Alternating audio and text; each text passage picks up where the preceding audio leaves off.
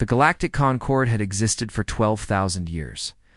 It was a union of 900 different alien species who had agreed to live in peace with each other. They traded goods, shared knowledge, and followed strict rules that kept everyone safe. War was expensive and destructive, so they had learned to avoid it. In all those thousands of years, the Concord had only quarantined one species. They had drawn a line around their territory and told them never to cross it. That species was humanity. Ambassador Verthax was an old creature with soft gray skin and glowing tendrils that hung from his face like a beard. He belonged to the Kelthari, one of the founding species of the Concord. Today he stood in a great hall filled with representatives from across the galaxy. He was trying to explain something very important to the newest members. The Varaxi Dominion had just joined the Concord. They were an insect-like species, with hard shells, sharp mandibles, and wings that buzzed when they were angry. Their High Queen sat on a throne made of black metal, surrounded by her guards and advisors. She was twice the size of any other Varaxi in the room, and her compound eyes showed nothing but contempt for the smaller species around her. Verthax activated a holographic display that floated in the air between them. It showed images of a blue and green planet orbiting a yellow star. "This is Earth," he said, "the homeworld of humanity. They discovered faster-than-light travel about 300 of our cycles ago. They are a young species by our standards. Most of their biology is unremarkable. They have no natural weapons, no armor, no special abilities." The High Queen clicked her mandibles together. It was the Varaxi way of laughing. "Why should we care about such weak creatures? We have conquered dozens of species stronger than that, because in their first 50 cycles of space travel, they fought 17 different wars with other species," Verthax replied, "and they won all of them." The chamber went quiet. Even the buzzing of Varaxi wings stopped. "The Marathi supremacy was the first to underestimate them," Verthax continued. He changed the holographic display to show a different species, tall beings with purple skin and 4 arms. The Marathi invaded human outer colonies without warning. They killed 80 million human civilians in the first month. Their military leaders expected humanity to surrender after such losses. "What happened?" one of the Varaxi generals asked. "The humans did not surrender. They became angry." Verthax paused to let that sink in. Within 2 years, they had rebuilt their fleet, developed new weapons, and launched a counterattack. The Marathi homeworld had a population of 2 billion. After the humans were finished, there were no survivors.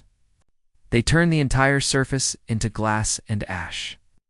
The High Queen leaned forward on her throne. Her eyes reflected the holographic images of destruction. "One victory against a weak enemy proves nothing." It was not one victory. Verthax brought up more images. Burning cities, shattered fleets, dead worlds. The Khazari Federation tried to enslave human colonists. The humans freed themselves and then hunted the Khazari across 3 star systems until none remained. The Thalian Empire attempted to blockade human trade routes. The humans broke through the blockade and destroyed every Tholian military installation in existence, turned off the display, and looked directly at the High Queen. "Humanity does not fight wars the way other species do. When they are attacked, they do not seek to defeat their enemy. They seek to destroy them completely. They will sacrifice anything, endure any hardship, continue fighting long after any rational species would have surrendered. They call this trait many things: determination, stubbornness, the will to survive. Call it insanity," the High Queen said. "Perhaps, but it is effective insanity." Verthax's tendrils dimmed, a sign of deep worry. "The Concord established the quarantine 200 cycles ago. We told the humans that they must stay within their territory. If they crossed the boundary, we would consider it an act of war against all 900 member species. They accepted these terms and have respected them ever since." The High Queen rose from her throne. She was an impressive figure, towering over everyone else in the room. Her wings spread wide, casting shadows across the floor. "You expect the Varaxi Dominion to fear these soft creatures?" she demanded. "We have built an empire that spans 40 star systems. We have a fleet of 10,000 warships. Our warriors are born to fight and die for the Dominion." "I expect you to be wise," Verthax replied calmly. The human quarantine zone contains several systems rich in valuable resources. I know your expansion plans require those resources, but I urge you to find alternatives. Do not provoke humanity. The Viraxi do not seek alternatives. We take what we need. The High Queen turned to her military advisors. How long would it take to conquer the nearest human colony? A general with scars across his shell stepped forward. The colony called New Montana sits just inside their border. Our scouts report minimal defenses. Perhaps 40,000 of our warriors could secure it within days. Excellent.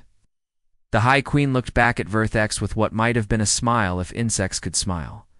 Ambassador, you may tell your Concord that the Viraxi Dominion does not recognize your quarantine. Those systems belong to us now. If the humans object, they are welcome to try and stop us. Vertex's tendrils went completely dark. It was the Kelthari expression of absolute dread. High Queen, I must warn you one final time.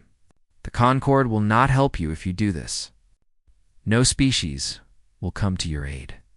You will face humanity alone. Warnings are for the weak, the High Queen replied. The Viraxi have never been weak. The meeting ended shortly after that. The Viraxi delegation left to prepare their invasion fleet while the other ambassadors watched in silence. Most of them had seen the records. Most of them knew what was coming. As Vertex walked back to his ship, a younger Kelthari diplomat caught up with him. Ambassador, should we not try harder to stop them? Perhaps if we showed them more evidence. Vertex shook his head slowly. They have made their choice. Some species must learn through suffering what they refuse to learn through wisdom. He stopped at the entrance to his ship and looked up at the stars. Somewhere out there, beyond the quarantine boundary, humanity was living in peace. They farmed their worlds, raised their children, and built their civilization.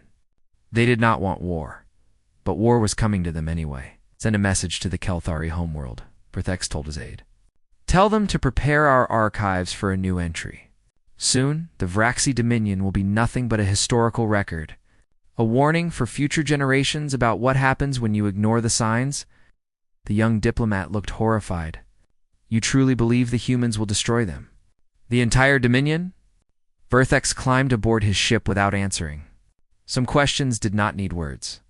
The answer would be written in fire and blood across the stars. And every species in the galaxy would learn to read it. The Viraxi had been warned. They had chosen not to listen.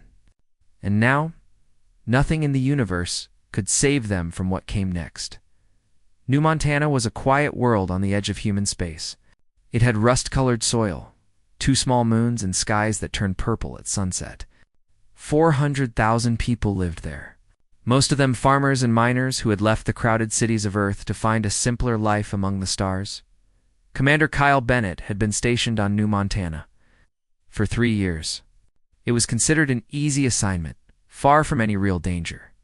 His job was to lead a small defense force of 12 patrol ships and 2 old frigates. He spent most of his days filling out paperwork and settling disputes between mining companies. On the morning, everything changed. Kyle was sitting in his office drinking coffee and reading reports about equipment repairs. The base was quiet. His officers were going about their normal routines. Nothing seemed wrong. Then the alarms started screaming. Kyle jumped up so fast he knocked his coffee across the desk. He ran down the corridor to the command center where his communications officer was already pulling up sensor data. Her name was Lisa Park, and she was one of the best officers he had ever worked with. But right now, her face was pale with shock. What do we have? Kyle demanded. 53 ships just dropped out of hyperspace, Lisa reported. Her voice was steady, but Kyle could see her hands shaking. They match Viraxi warship signatures. Military configuration. They have us completely surrounded. Kyle stared at the tactical display. The alien fleet hung in space like a cloud of angry insects. Each ship was covered in weapons that could destroy a city with a single shot. Against them, his little defense force was meaningless. Open a channel, he ordered. The main view screen flickered and showed the face of a Viraxi commander. The alien had dark red shells, massive mandibles, and compound eyes that reflected the lights of his own bridge. When he spoke, His translator turned the clicking sounds into harsh words. Human colony designated New Montana. I am Fleet Commander Crystal of the Varaxi Dominion. Your world now belongs to us. You will surrender immediately, or you will be destroyed. Kyle took a slow breath. He had trained for moments like this, though he never expected to actually face one. Fleet Commander, I need to inform you that this colony is under the protection of the United Earth government. Any attack on our people will be considered an act of war against all of humanity. Crystal made a sound that might have been in laughter. We are aware of your species. We are not afraid of you. You have 1 hour to surrender your colony and submit to processing. Processing? Kyle asked, though he was afraid he already knew the answer. Your people will be sorted. The useful ones will work in our mines. The rest will be disposed of. Crystal leaned closer to the screen. 1 hour human. Do not waste it. The transmission ended. Lisa looked at Kyle with wide eyes. Sir, what do we do? We cannot fight them. Our ships would be destroyed in minutes. I know. Kyle was already moving toward the emergency communications console. Get me a priority channel to Earth Command.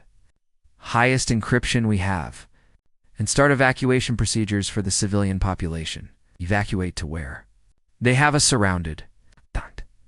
The mining tunnels. They go deep under the mountains. If the Varaxi want the resources on this planet, they will not destroy everything. Not at first. Kyle punched in his authorization codes.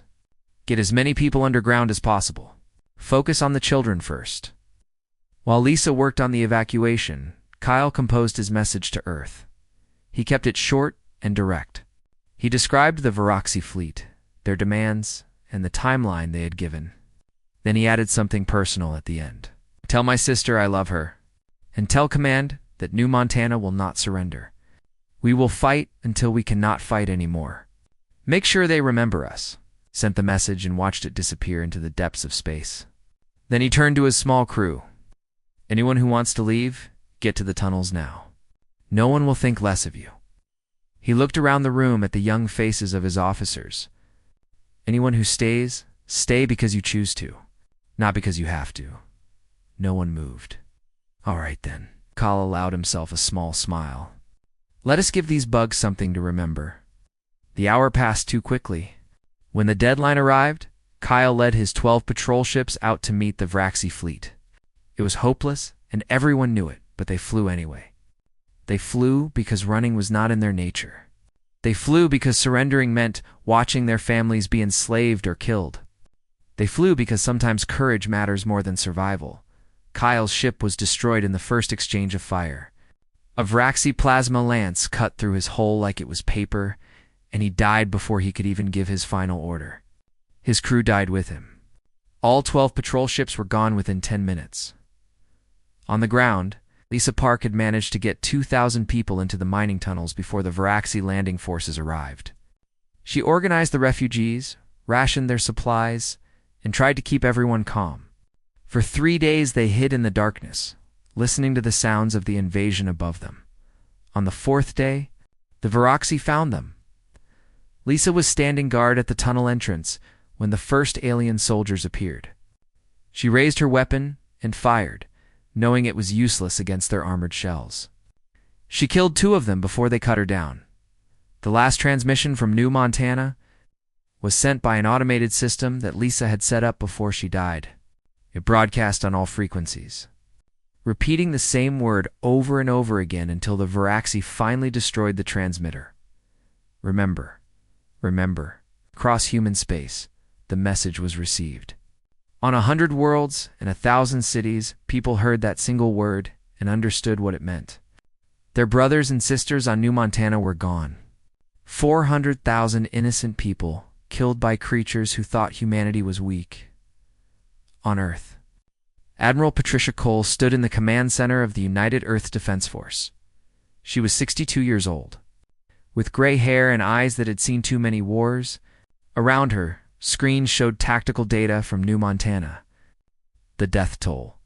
The list of ships destroyed. The names of the fallen. Ma'am, her aide said quietly, The president is asking for recommendations. Patricia looked at the screens for a long moment. Then she spoke in a voice that carried across the entire room. Signal all fleet commands. We are going to war. She turned to face her officers. 200 years ago, the galaxy told us to stay in our corner and be quiet. We did what they asked. We respected their boundaries. We gave them no reason to fear us. Her eyes hardened. The Vroxy have reminded us why they should. Within hours, the largest military mobilization in human history had begun. Ships were recalled from patrol routes. Reserves were activated. Weapons that had been sealed away in deep vaults were brought out and made ready. And in the darkness between the stars, things that had been sleeping for 2 centuries began to wake up. The Vroxy had won their first battle. They had taken New Montana and killed everyone on it. They celebrated their victory and prepared to expand further into human territory. They had no idea that they had just signed their own death warrant. The Vroxy Dominion expected the humans to attack. They had prepared for it. Their military leaders studied human tactics, analyzed their weapons, and calculated their strength. By their best estimates, humanity could send perhaps 300 warships against them. The Vroxy had 10,000. The math was simple. They were wrong. For 200 years, humanity had lived behind the quarantine boundary. The galaxy had called them too dangerous to be allowed among civilized species. Rather than resent this judgment, humans had used the time wisely. They had built things in secret. They had developed technologies that no one else knew existed. They had prepared for the day when someone would be foolish enough to attack them. The first sign of trouble came. 3 weeks after New Montana fell. A Vroxy patrol squadron in the outer territories detected a strange ship on their sensors. It was small, barely larger than a transport shuttle, and it carried no identification markers. When the patrol moved to investigate, the ship simply disappeared. 2 hours later, the entire patrol squadron was gone. 5 warships carrying 3,000 Vroxy soldiers had vanished without a trace. There were no distress calls, no wreckage, no explanation. Fleet Commander Crixtal received the report and dismissed it as a sensor error. Then more ships started disappearing. Over the next 2 weeks, the Vroxy lost 47 vessels. Some vanished in deep space. Others went silent while stationed at supply depots or mining operations. When rescue teams arrived to investigate, they found nothing but empty space where their ships had been. Then the dying started. A mining station with 6,000 workers stopped responding to communications. A Vroxy cruiser was sent to check on them. When it arrived, the station appeared normal. The lights were on. The life support systems were running. But everyone inside was dead. There were no wounds on the bodies. No signs of violence or struggle. The workers were simply lying where they had fallen, frozen in the middle of whatever they had been doing when death found them. Some were at their workstations. Others were eating meals that had gone cold. A few were in their beds, as if they had simply stopped living in their sleep. The cruiser captain ordered his medical team to investigate. Within 6 hours, every member of that team was dead too. Panic began to spread through the Vroxy military. Soldiers refused to board stations that had gone silent. Crews demanded to know what was killing their people. The High Queen ordered her scientists to find answers. They had none to give. Meanwhile, on the edge of human space, the 7th Fleet sat motionless. 120 human warships, clearly visible on every Vroxy sensor and range. They made no attempt to hide. They simply waited. The Vroxy assumed this was the main human force. They positioned their own fleets to watch them, ready to intercept any attack. They were so focused on the obvious threat that they never noticed the real one. Captain Daniel Hayes commanded a ship called the Silent Hand. It was painted in colors that absorbed light instead of reflecting it. From more than a few kilometers away, it was completely invisible. From inside, Daniel could see the stars. But the stars could not see him. His crew of 40 specialists had trained for years for this kind of mission. They were ghosts, taught to strike without warning and vanish without trace. Each of them had volunteered knowing they might never be recognized for their service. The war they fought would never appear in history books. Target acquired, his sensor officer reported. Varaxi Carrier Group. 12 ships. Approximately 40,000 enemy personnel. Daniel studied the holographic display floating in front of his command chair. The Varaxi ships hung in formation around a massive carrier, unaware that death was watching them from the darkness. "Launch the package," he ordered. A small probe, no bigger than a human fist, drifted away from the silent hand. It carried no explosives, no missiles, no weapons that the Varaxi would recognize. Inside it was a carefully designed biological agent, a microscopic killer engineered specifically for Varaxi. Physiology. The probe floated into the carrier's sensor shadow and released its payload into space. The agent was invisible, odorless, and completely undetectable. It would be drawn into the ship's ventilation systems within hours. Daniel watched the Varaxi fleet continue on its course. The crews aboard those ships were already dead. They just did not know it yet. "Message to command," he said quietly. Package delivered. Moving to secondary targets, across Varaxi space, similar attacks were happening. Ghost ships struck supply convoys, military bases, and troop transports. Some used biological weapons. Others deployed nanoscale machines that disassembled ships from the inside out, turning metal and circuitry into useless dust. A few used weapons that no human had ever spoken about. Things developed in secret laboratories and tested in places where no one could ask questions. The Varaxi died by the millions, not in battle, but in confusion and terror. They were killed by enemies they could not see, could not fight, could not understand. On the Varaxi homeworld, the High Queen grew desperate. Her generals had no victories to report. Her admirals could not explain why their fleets were disappearing. Her scientists could not identify the weapons being used against them. She sent messages to the Galactic Concord, demanding help. She reminded them that the Varaxi were members now, entitled to the protection of all 900 species. She threatened, she pleaded. She offered concessions she never would have considered before. Ambassador Verthax responded to each message personally. His answer was always the same. "You are warned. The Concord will not interfere. This is between you and humanity." The High Queen threw the communicator across her throne room in rage. Her advisors cowered as she screamed at them, demanding solutions they could not provide. "How are they doing this?" she shrieked. "Where are their ships? Where's their fleet?" No one could answer her. The human 7th Fleet still sat at the edge of their space, visible and unmoving. It seemed like a small force, easily destroyed if the Varaxi committed their full strength against it. But every time the Varaxi tried to organize an attack, something went wrong. Ships lost power at critical moments. Navigation systems sent fleets into empty space. Weapons malfunctioned just before firing.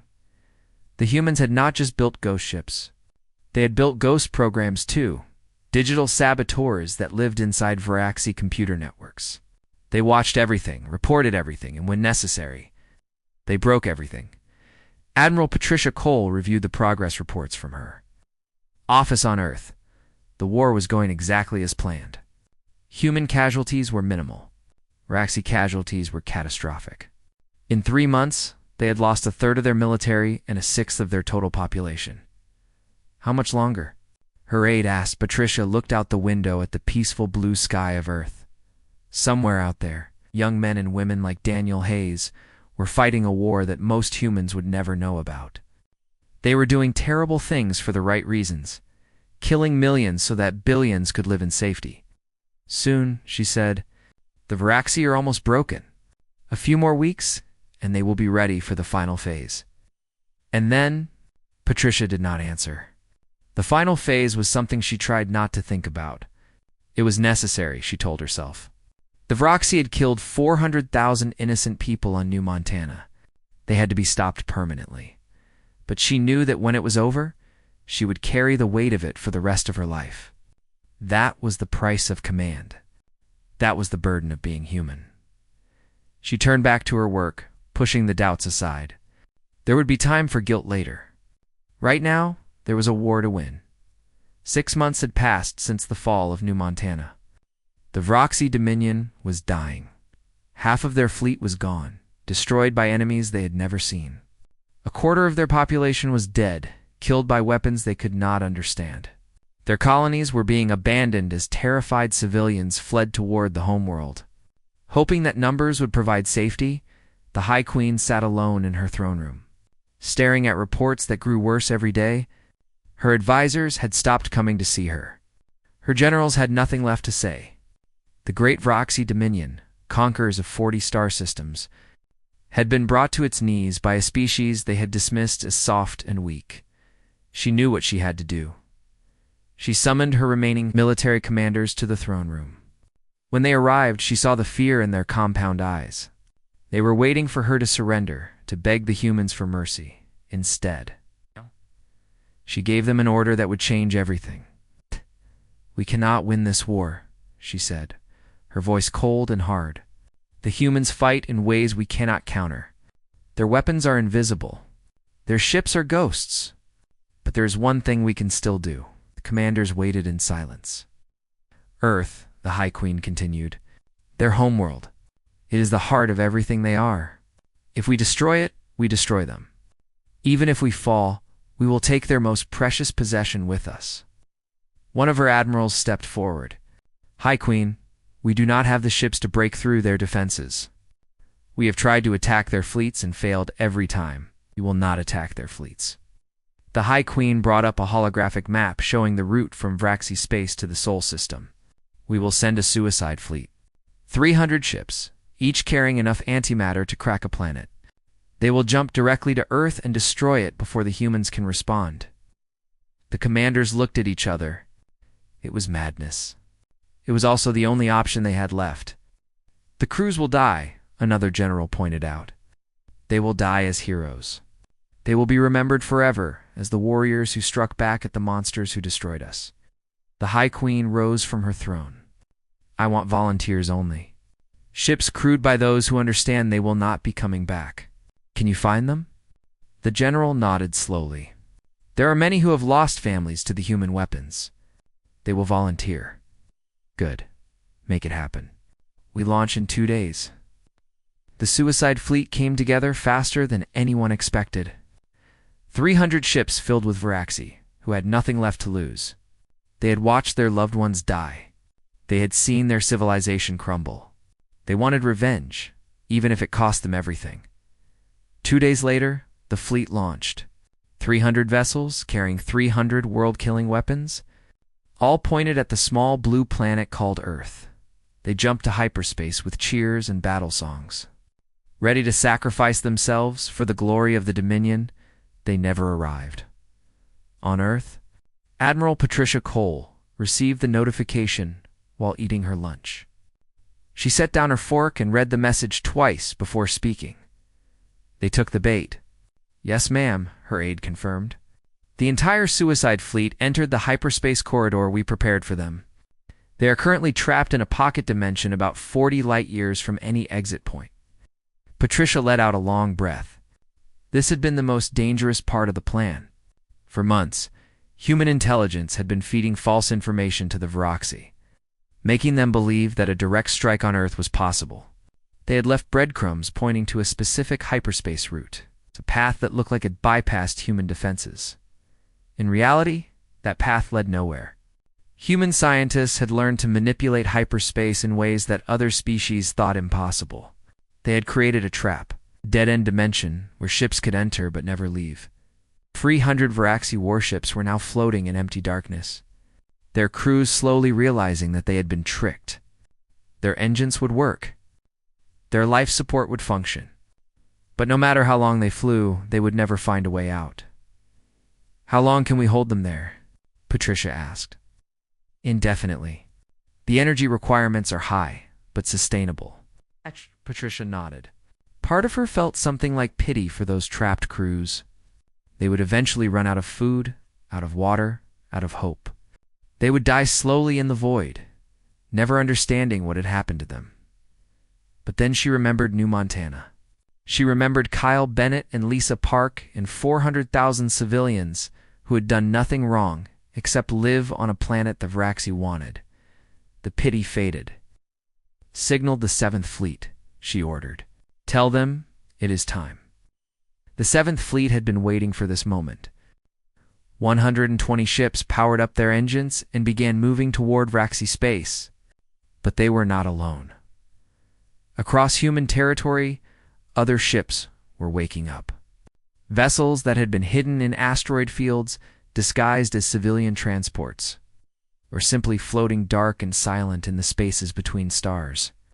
Thousands of them, each one armed and ready for war. The Varaxi had thought the Seventh Fleet was humanity's main force. They were wrong. It was just the tip of the spear. The combined human fleet arrived at Vraxi Prime the next day. The alien homeworld was a large planet with brown and orange clouds, orbited by a dozen military stations and whatever ships the Varaxi had managed to gather for defense. Admiral Patricia Cole watched the planet grow larger on her view screen. This was the world that had ordered the attack on New Montana. The High Queen who lived there had called humans soft and weak. She had thought the Varaxi could take whatever they wanted without consequences. She was about to learn how wrong she was. "Open a channel to the surface," Patricia ordered. The High Queen appeared on screen. She looked older than she had 6 months ago, her shell dull and cracked with stress. But her eyes still burned with defiance. "Human," she said. "You have one. What terms do you offer?" "Terms?" Patricia's voice was flat, without emotion. "There are no terms. There is no surrender. There is only this. If you destroy us, you become monsters. You become everything you claim to hate." Patricia leaned forward in her chair. "Let me tell you something about humans, High Queen. We gave you a warning. We told you what would happen if you attacked us. You ignored that warning. You killed our people. 400,000 civilians who never threatened anyone. Farmers, teachers, children." The High Queen's mandibles clicked nervously. "That was war. Casualties happen in war." "No, that was murder. And we do not forgive murder." Patricia stood up, her eyes never leaving the screen. "We do not want to be monsters. We spent 200 years trying to prove that we could live in peace, but you would not let us. You forced us to remember what we really are. And what is that? Survivors." Patricia turned to her weapons officer. "Target the planet's core. Fire when ready." The High Queen screamed something, but the transmission was already cut. On the view screen, Patricia watched as hundreds of missiles launched from human ships. They streaked toward Vraxi Prime, punching through the atmosphere and diving deep into the planet's crust. For a moment, nothing seemed to happen.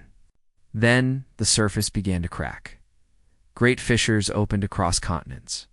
Magma erupted through the wounds in the planet's skin.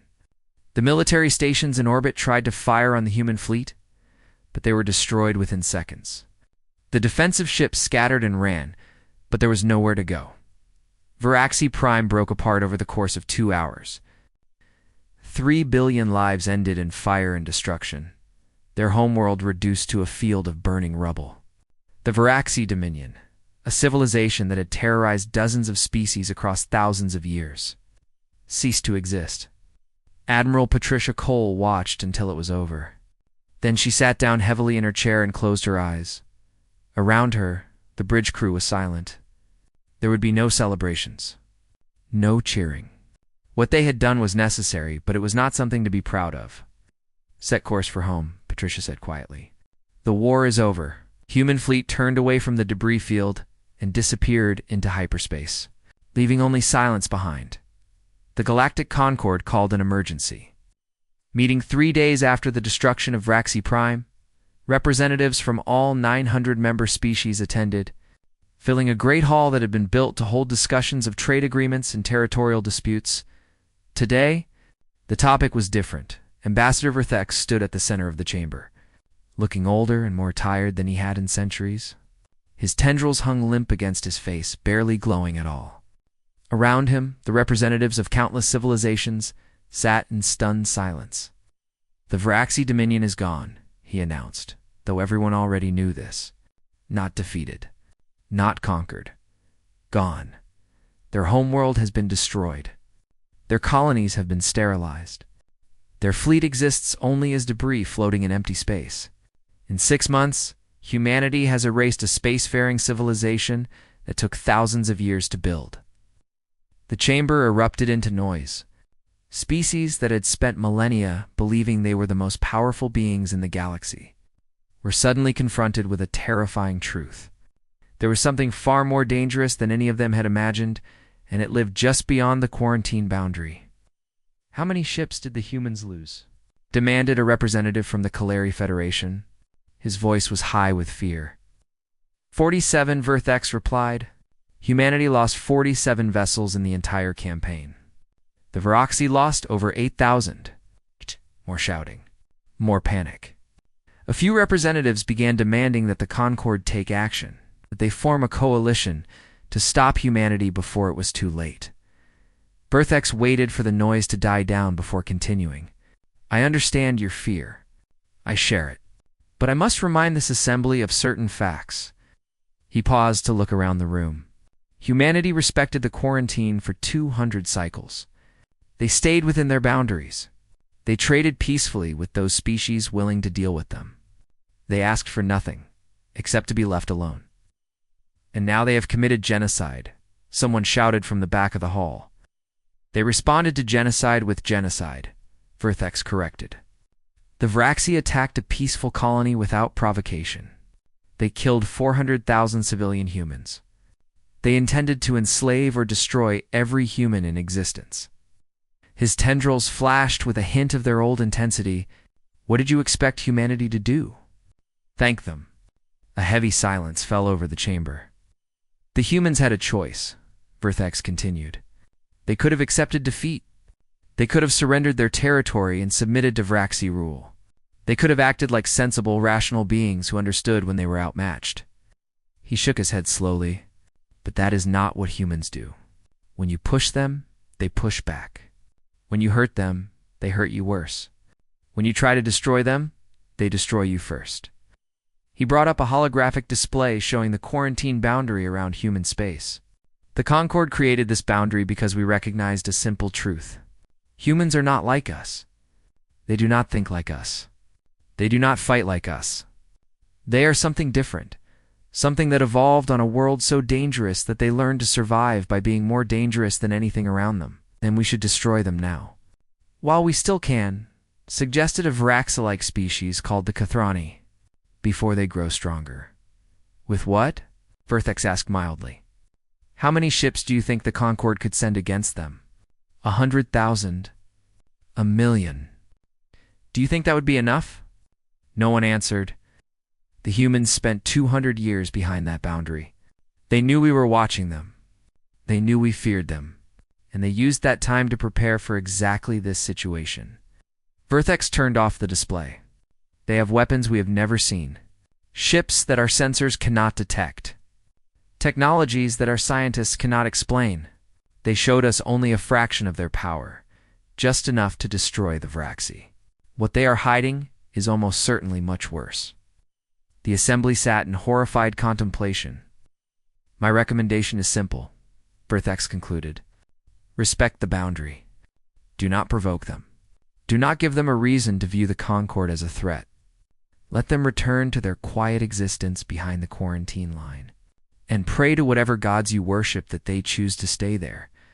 The meeting ended without any formal resolution. Species that had considered themselves masters of the galaxy left the chamber quietly. Many of them already planning to move their populations farther from human space. Within a decade, the quarantine boundary was expanded 3 times. Not because the Concord demanded it, but because other species requested it. They wanted more distance between themselves and the creatures who had erased an empire in 6 months. On Earth, life slowly returned to normal. Admiral Patricia Cole retired 6 months after the war ended. She moved to a small farm in the mountains of Montana, a deliberate choice she never explained to anyone. She lived there quietly for another 20 years, watching the seasons change and trying not to think about Viraxi Prime. She died in her sleep at 84, surrounded by family. Her final words, according to her granddaughter, were a simple request. Tell them to remember. Always remember, Captain Daniel Hayes left the military entirely. He changed his name, moved to a quiet moon at the edge of human territory, and never spoke of his service again. Sometimes, late at night, he would go outside and look up at the stars. He would wonder how many Vroxy had died without ever knowing what killed them. He would wonder if what he had done was right. He never found an answer. The ghost ships were decommissioned and destroyed. The biological weapons were sealed in vaults deep beneath mountains on worlds with no names. The technologies that had won the war were classified so heavily that their very existence became a rumor. A nightmare whispered by those with high enough security clearances to suspect the truth. But the weapons were not forgotten. Somewhere in the darkness, in hidden facilities on secret worlds, scientists continued their work. They developed new tools, new methods, new ways to protect humanity from any threat that might arise, because humans understood something that other species did not. The galaxy was not a safe place. There would always be someone who wanted what you had. There would always be someone who thought you were weak. There would always be someone who ignored the warnings. And when that someone came, humanity would be ready in the centuries that followed.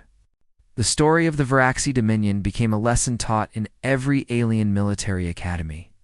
Instructors would show their students the records of the war, the footage of Vroxy Prime breaking apart, the empty space where a proud civilization had once stood. The lesson was always the same. Do not provoke the humans. Do not harm their people. Do not ignore their warnings, because they remember they're dead. They never forgive. And they never, ever forget. Far away, behind the quarantine boundary, humanity continued to exist. They built cities and raised families. They created art and music and stories. They lived their lives in peace, asking nothing from the galaxy except to be left alone. But in every human heart, there was a small piece of something dark. A willingness to do terrible things to protect the ones they loved. A capacity for violence that had been shaped by millions of years of evolution on a planet that tried to kill them every day. They hoped they would never have to use it again.